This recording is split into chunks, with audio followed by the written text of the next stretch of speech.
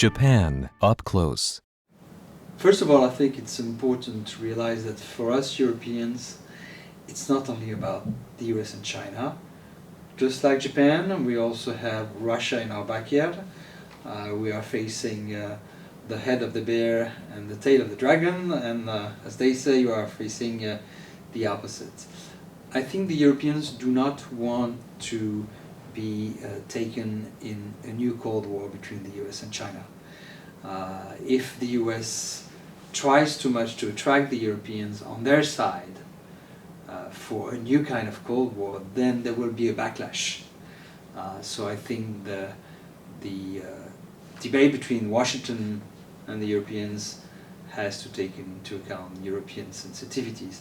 At the end of the day, however, if we had to choose between Washington and Beijing, I would say that, of course, for me it would be Washington, but under a Trump administration, I'm not so sure about the answer of all Europeans.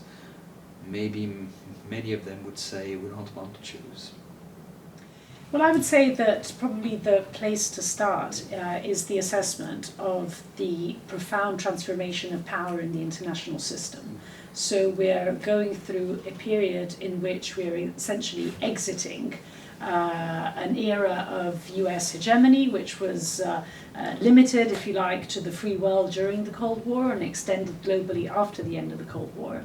And as the US power does not decrease in absolute terms, but it decreases in relative terms, we are shifting towards a world which we don't quite know whether it's going to be dominated just by one other pole, meaning China, and therefore if it's going to become a new bipolar structure, or if it's going to be a multipolar, a non-polar, an interpolar structure. But what we do know is that it's not going to be a unipolar structure.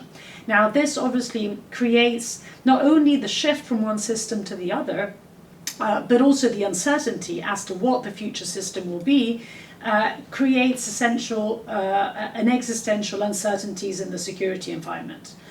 Because it's clear that the rules-based system that we've been living through for the last 70 years was essentially underpinned by a particular configuration of power which is disappearing.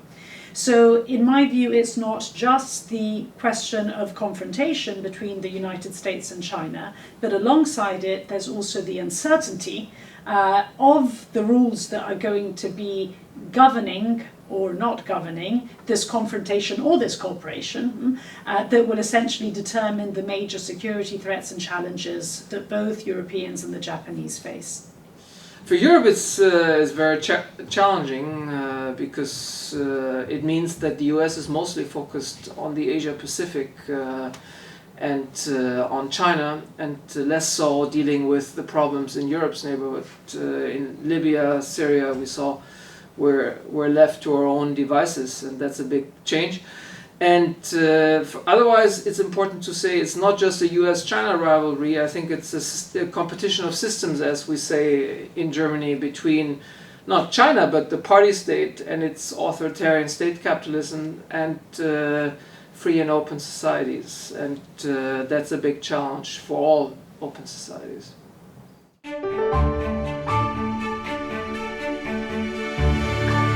Japan up close.